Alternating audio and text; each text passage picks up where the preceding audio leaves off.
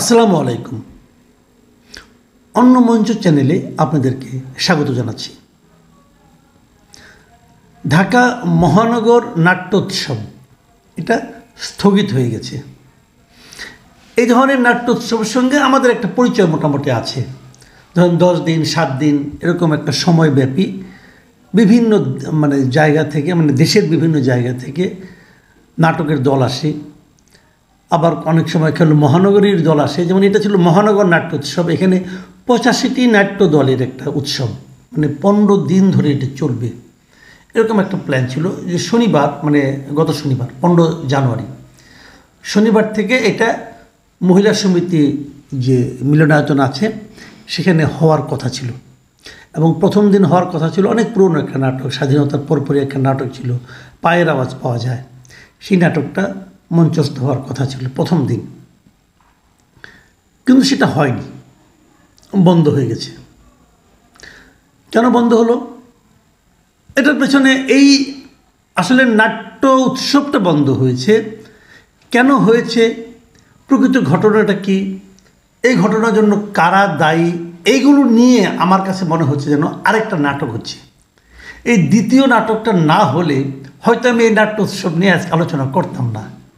এই দ্বিতীয় নাটকটা আমার মনে হয় আমাদের জন্য, আপনাদের জন্য একটু জানা দরকার আছে এই কারণে, তাহলে আপনারা বুঝতে পারবেন আসলে দেশটা কোন দিকে যাচ্ছে, দেশটাতে কি ঘটছে, দেশটার দায়িত্ব আমরা কাদের হাতে দিয়েছি, তারা কিভাবে দেশটাকে চালাচ্ছে, এগুলো আমাদের একটু জানা দরকার আমি মনে করি। আমি ঘটনাটার সংক্ষেপ আপনাদেরকে একটু বলি। এই মহানগর নাট্যমঞ্চের মহানগর নাট্য উৎসবের যারা আপনার আয়োজক ছিলেন তাদের কিছু বক্তব্য আপনারা যদি শুনেন। যেমন এখানে এদের কিছু আমি যাতে উল্টাপাল্টা না হয়, আমি যাতে একটু কম বেশি না বলি, এই জন্য আমি একটু দেখে তাদের বক্তব্যগুলো পত্রিকা থেকে নিয়ে আপনাদের পড়ে শোনাবো। যেমন ধরেন, কেন হয়নি উৎসবটা, কেন স্থগিত করতে হলো। মহানগর নাট্য পর্ষদের আহ্বায়ক ঠান্ডুর রহমান রায়হান বলেন, অনাকাঙ্ক্ষিত পরিস্থিতিতে সকলের নিরাপত্তার কথা ভেবে আমাদের অক্লান্ত পরিশ্রম ও ভালোবাসার আয়োজন করা প্রাণের নাট্যোৎসব আপাতত স্থগিত ঘোষণা করতে বাধ্য হয়েছি। একটা শব্দ খালি খেয়াল করেন এখানে, সেটা হলো কি, যে অনাকাঙ্ক্ষিত পরিস্থিতিতে সকলের নিরাপত্তার কথা ভেবে, ওনারা মনে করছেন এটা করতে গেলে সকলের নিরাপত্তাকে নিশ্চিত করা যাবে না। নিরাপত্তা নিশ্চিত হবে না কেন? তাহলে সরকারের কাজটা কি? আমি একটা নাট্য উৎসব করব, আমি একটা নাটক করব। আমরা এর আগে কিন্তু দেখেছি এই শিল্পকলা একাডেমিতে একটা নাটক হচ্ছিল বাংলাদেশের ইতিহাসে প্রথমবারের মতো। সেই নাটক অর্ধেক হওয়ার পর বন্ধ করে দিতে হয়েছিল। কেন? বাইরে কিছু লোক দাঁড়িয়ে মিছিল করছিল এবং তারা বলছিল যে নাট্যগোষ্ঠী নাটকটা হচ্ছে সেই নাট্যগোষ্ঠীর কোনো একজন সদস্য নাকি সোশ্যাল মিডিয়াতে এমন কিছু লিখেছেন যা নাকি জুলাই বিপ্লবের চেতনার সঙ্গে যায় না। যদি তেমন কিছু লিখে থাকেন তার বিরুদ্ধে মামলা করেন ভাই, তাকে আইনে সোপর্দ করা হোক। আপনি নাটক বন্ধ করলেন কেন? কোনো ব্যাখ্যা নাই। শিল্পকলা একাডেমির ব্যক্তিত্বশীলটা কি ব্যক্তিত্বহীন আমি জানি না। সৈয়দ জামিল আহমেদ উনি নিজে মঞ্চে যে নাটকটা বন্ধ করে দিয়েছেন। শিল্প সংস্কৃতির অবস্থা খুব ভালো, সন্দেহ নাই। আচ্ছা ঠিক আছে, পরে যাই। এই উৎসব উদযাপন পরিষদের সদস্য সচিব কামাল আহমেদ উনি কি বলেছেন শুনেন। উনি বলেছেন, শুক্রবার দুপুরে বাংলাদেশ মহিলা সমিতির দায়িত্বপ্রাপ্ত কর্মকর্তা আমাদেরকে জানান যে রমনা থানা থেকে ফোনে নাট্যোৎসব বন্ধ করতে বলা হয়েছে। আমরা উৎসব কমিটির পক্ষ থেকে রমনা থানার ওসির সাথে যোগাযোগ করি। সন্ধ্যায় আমরা ওসি সাহেবের সাথে তার অফিসে সাক্ষাৎ করি এবং উৎসবের বিস্তারিত তথ্য তাকে অবহিত করি। থানায় আলোচনার পর পুলিশ নিরাপত্তা দেওয়ার আশ্বাস দিলে নিরাপত্তার সহযোগিতা চেয়ে একটি আবেদনপত্র জমা দেওয়া হয় বলে তিনি জানান।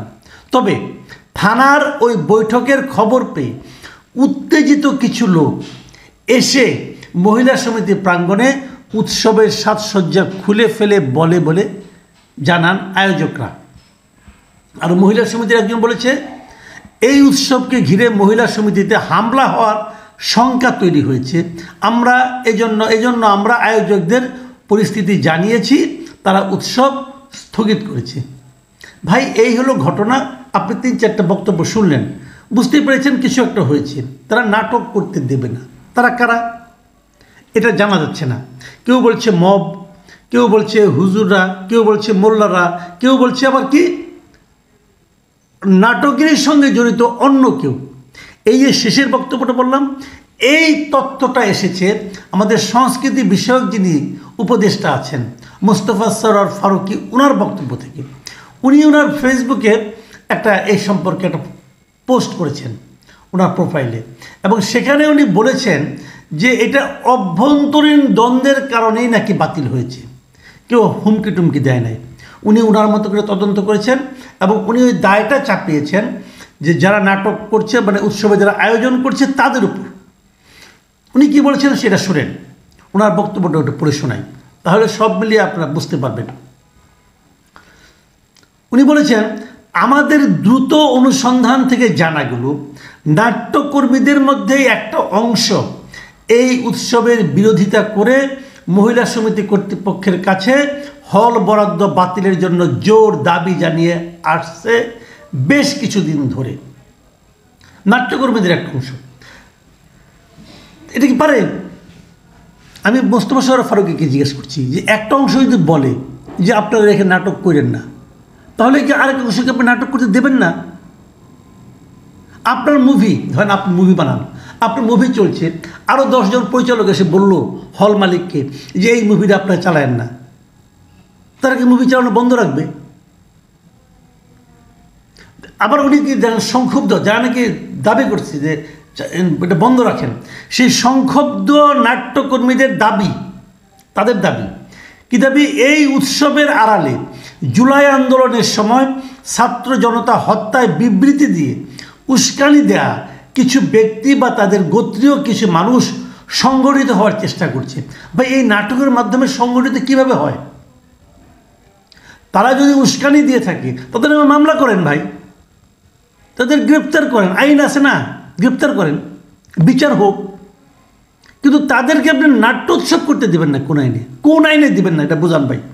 এরকম কেউ আবদার করলো আর সঙ্গে সঙ্গে সরকার সেটা বন্ধ করে দিল।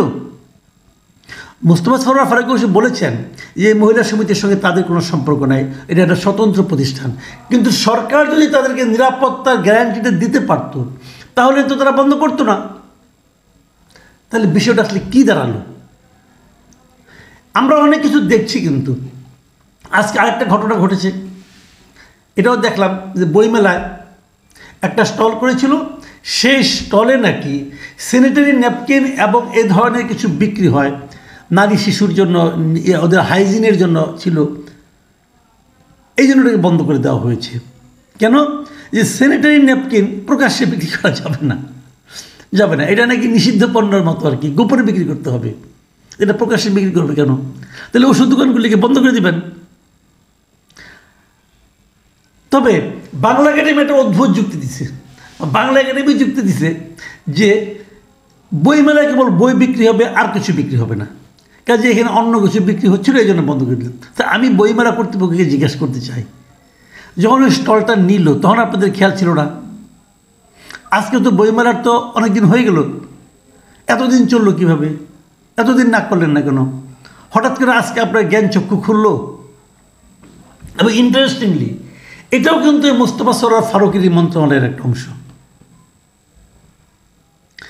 আমি যাই হোক, আমি নিজে পার্সোনালি মোস্তফা সরোয়ার ফারুকীকে পছন্দ করি, আমি ওনার মুভিগুলিও পছন্দ করি। উনি খুব ভালো মুভি বানান, বাংলাদেশে ব্যতিক্রমী ধরনের মুভি বানান, এবং আমি ওনাকে বেশ প্রগতিশীল লোক বলে মনে করতাম। কিন্তু ওনার এই দুইটা আচরণ হয় কি, ক্ষমতায় গেলে পর না মানুষের আচরণে কিছু চেঞ্জ আসে।